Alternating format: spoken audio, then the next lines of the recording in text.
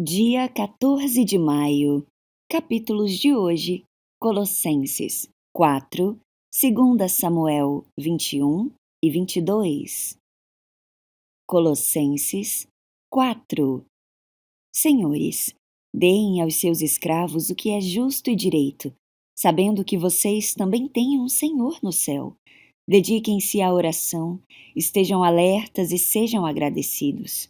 Ao mesmo tempo, orem também por nós, para que Deus abra uma porta para a nossa mensagem, a fim de que possamos proclamar o mistério de Cristo, pelo qual estou preso.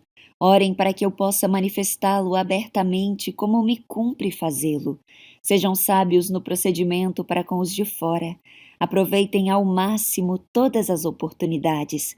O seu falar seja sempre agradável e temperado com sal, para que saibam como responder a cada um. Tíquico lhes informará todas as coisas a meu respeito. Ele é um irmão amado, ministro fiel e cooperador no serviço do Senhor.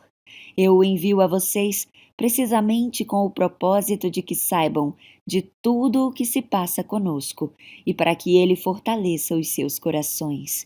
Ele irá com Onésimo, fiel e amado irmão, que é um de vocês. Eles irão contar-lhes tudo o que está acontecendo aqui. Aristarco, meu companheiro de prisão, envia-lhes saudações, bem como Marcos, primo de Barnabé. Vocês receberam instruções a respeito de Marcos, e se ele for visitá-los, recebam-no. Jesus, chamado Justo, também envia saudações. Estes são os únicos da circuncisão que são meus cooperadores em favor do reino de Deus. Eles têm sido uma fonte de ânimo para mim. Epáfras, que é um de vocês e servo de Cristo Jesus, envia saudações. Ele está sempre trabalhando por vocês em oração, para que, como pessoas maduras e plenamente convictas, continuem firmes em toda a vontade de Deus. Dele dou testemunho de que se esforça muito por vocês e pelos que estão em Laodiceia e em Hierápolis. Lucas, o médico amado, e Demas enviam saudações. Saúdem os irmãos de Laodiceia, bem como Ninfa e a igreja que se reúne em sua casa. Depois que esta carta for lida entre vocês, façam também que seja lida nas igrejas dos laodicenses e que vocês igualmente leiam a carta de Laodiceia. Digam a Arquipo: cuide de cumprir o ministério que você recebeu do Senhor. Eu, Paulo, escrevo esta saudação de próprio punho. Lembrem-se das minhas algemas. A graça esteja com vocês. 2 Samuel 21. Durante o reinado de Davi, houve uma terrível fome que durou 3 anos, e o rei consultou o Senhor a esse respeito. O Senhor disse: a fome veio porque Saul e sua família são culpados de terem matado os gibeonitas. Então o rei mandou chamar os gibeonitas. Eles não faziam parte do povo de Israel, mas eram tudo o que restava dos amorreus. Os israelitas tinham jurado que não os matariam, mas Saul, em seu zelo por Israel e Judá, havia tentado exterminá-los. Davi lhes perguntou: o que eu posso fazer por vocês? Como posso reparar o mal que lhes foi feito, para que vocês abençoem o povo do Senhor? Os gibeonitas responderam: prata e ouro não resolverão a questão entre nós e a família de Saul. Também não temos o direito de exigir a vida de ninguém em Israel. O que farei por vocês, então? Perguntou Davi. E eles responderam: Saul planejava nos destruir. Queria nos impedir de ter um lugar no território de Israel. Portanto, entregue-nos 7 dos filhos de Saul, para que os executemos diante do Senhor em Gibeá, no monte do Senhor. Davi respondeu: está bem, farei o que me pedem.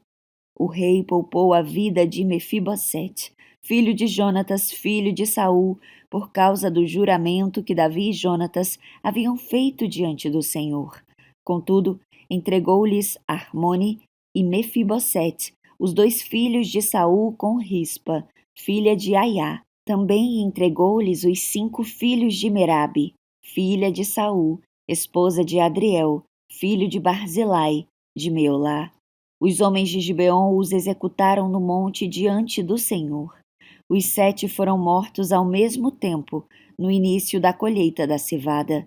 Então Rispa, filha de Aiá, estendeu um pano de saco sobre uma rocha e ficou ali todo o período da colheita.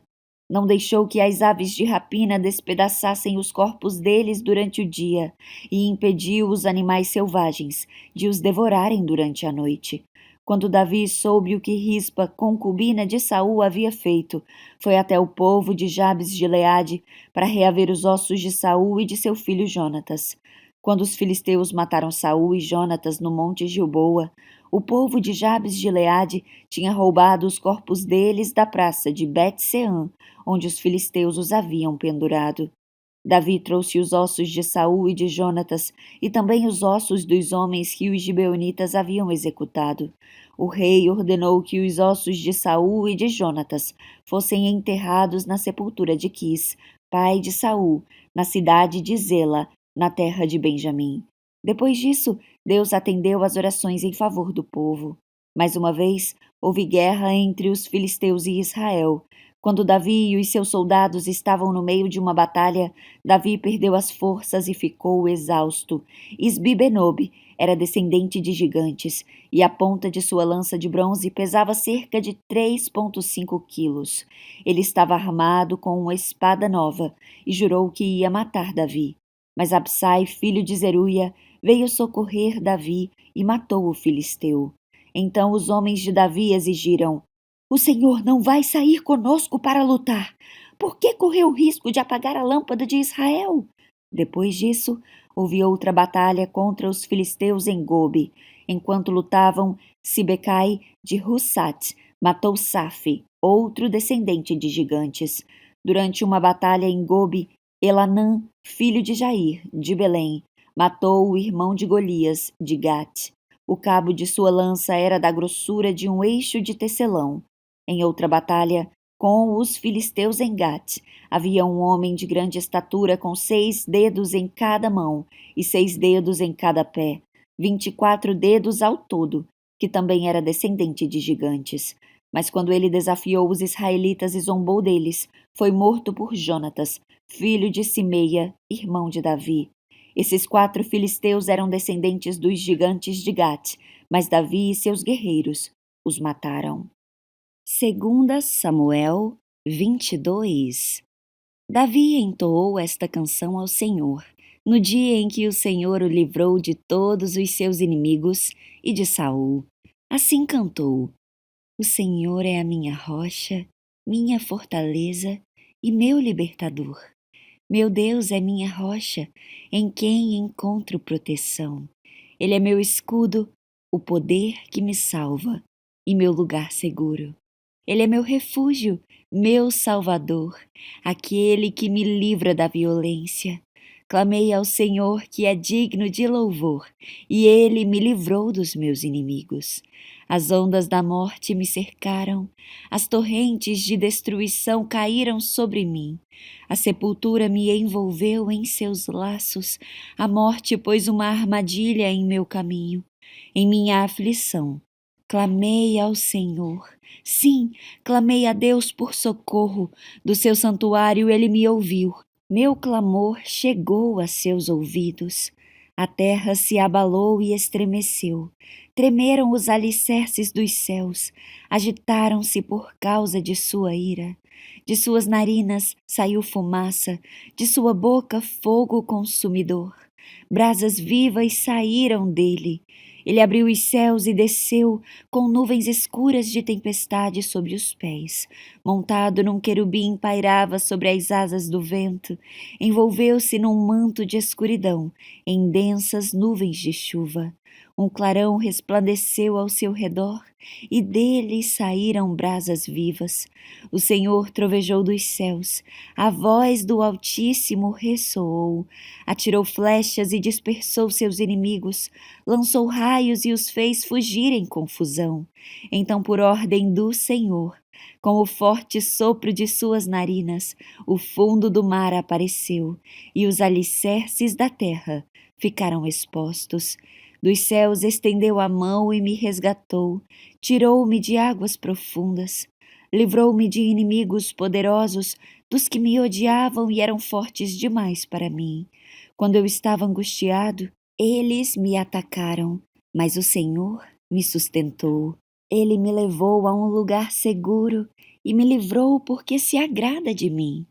O Senhor me recompensou por minha justiça, por causa da minha inocência me restaurou, pois guardei os caminhos do Senhor, não me afastei de Deus, para seguir o mal. Cumpri todos os seus estatutos e nunca abandonei seus decretos. Sou inculpável diante de Deus, do pecado me guardei. O Senhor me recompensou por minha justiça, Ele viu minha inocência. Aos fiéis te mostras fiel, e aos íntegros mostras integridade. Aos puros te mostras puro, mas aos perversos te mostras astuto.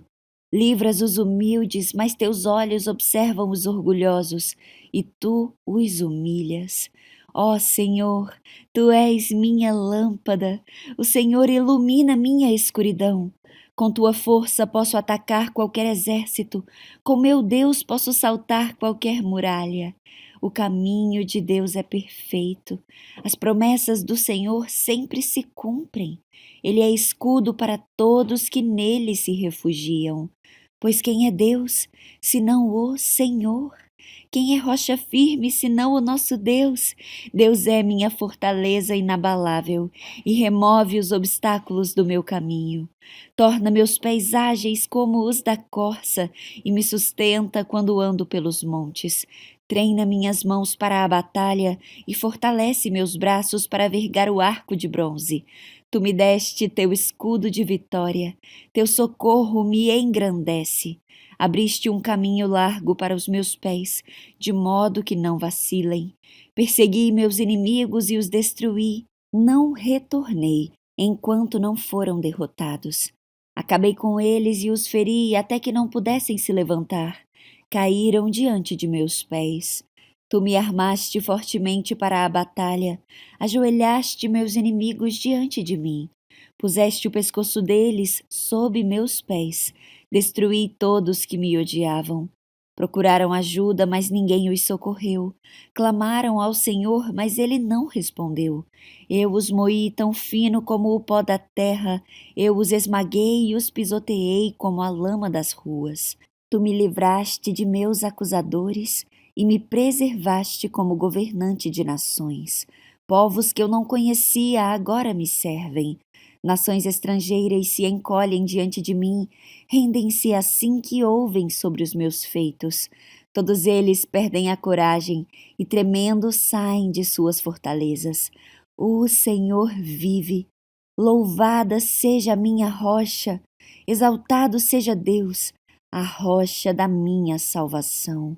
Ele é o Deus que se vinga dos que me fazem o mal, sujeita as nações ao meu poder e me livra de meus adversários. Tu me mantens em segurança, fora do alcance de meus inimigos. De homens violentos me livras. Por isso, ó Senhor, te louvarei entre as nações. Sim, cantarei louvores ao teu nome. Concedes grandes vitórias ao teu rei e mostras amor por teu ungido, por Davi e todos os seus descendentes, para sempre.